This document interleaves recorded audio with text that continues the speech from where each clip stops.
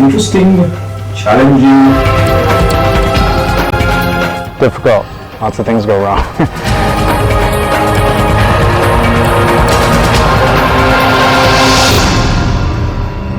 Actually, the making of this film is quite interesting. We suddenly decided to get into the fray for 3D and be pioneers at that.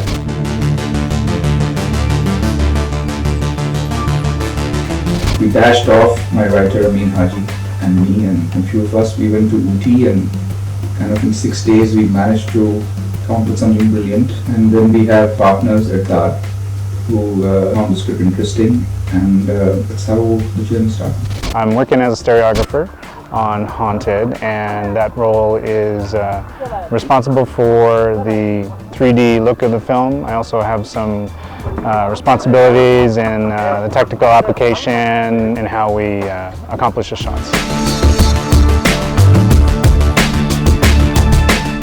3D has the ability to draw you into another kind of world. After all these years, that world kind of doesn't seem unique enough because you've seen so much of it. So you want to create another experience. You want to take the audience further into a newer world, and that's what 3D does.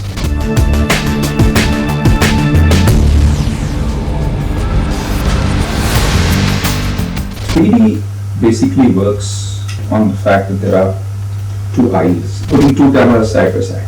One representing your left eye, one representing your right eye. So it's real 3D, not like other movies that have been shot in like a 2D movie and then made 3D in a computer, which really doesn't have the experience. If you want to create the perception of depth, it became simple. Just take the lenses and cameras and pull them away. But the problem was that what do you do if you wanted the lenses to be closer? That was not possible because the bodies of the two cameras would come in the way. So Pace Cameroon from Avatar came up with this brilliant idea of having a mirror rig. It has a mirror like this, and it has one camera looking through the mirror.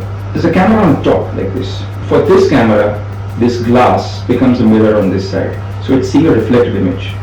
So what it does is that by shifting this camera back and forth, you can almost see the same thing that this one can see because of the mirror. And there's no need to bang these cameras into each other. There are two effects in 3D. One is the interocular distance, the other one is the convergence. And interocular distance is the distance between the two cameras, or with your eyes, the distance between the two eyes. So we have an interocular adjustment that adjusts the distance between the two, and it affects how much you look around an object.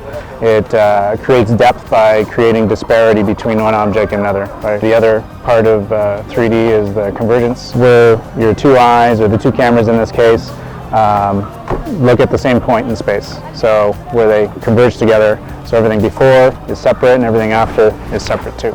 So the amount of separation gives us the depth. That made it possible for the lenses to come really closer. And because of that, a stereographer can now completely control the 3D.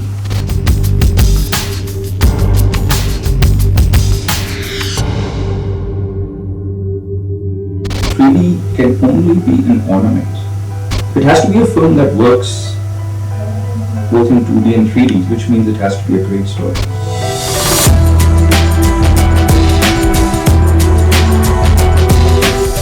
My first day of shoot was just 2 shots. I was like, wow, and the entire unit wanted to see the first shot in 3D. So after we did the shot, everyone was just wanting to wear glasses and watch it on the camera, watch it on this big television that we have on the set. Live 3D. And suddenly it came to me when I was setting up these shots that this is the simplest way to create depth. This is 3D. And Brent Robinson, who was the stereographer in the film, turned and said, "Are you sure you haven't done 3D before?" I was like, yeah, I'm sure this is the first time. This is probably the most complex movie I've worked on, and I've worked on some pretty big movies. Every shot in this is like a big, Vikram has some really intricate camera movements, lots of choreography with camera movement. Every shot is an experience. There's not too many filler shots or cutaways in this movie. The 3DCC is actually a company that came to me through Prasad. Prasad, they said that they were getting into 3D, and I was at the same time looking at 3D rigs and 3D equipment. I felt a certain amount of security going ahead with them, and I think it was a decision that paid off because when I see my final footage now, I'm really glad that I partnered with Prasad on this one.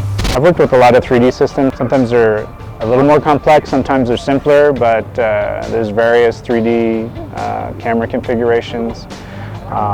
So I'm used to a lot of them. Some work better than others. I did a lot of research online and had a workshop and understood the parameters of 3D, understood the limitations of the medium at this point in time, in terms of shot taking, in terms of editing, in terms of the time taken and everything. So I think as the shooting went on, I grew more and more into a 3D technician. I think what is really important here is for the producers to understand and the audience to understand that there is a genuine, authentic 3D and there is a Conman's 3D. And the Conman's 3D is the conversion. Any 3D that is converted from 2D is not real 3D. My expectation from Haunted is nothing less than super info.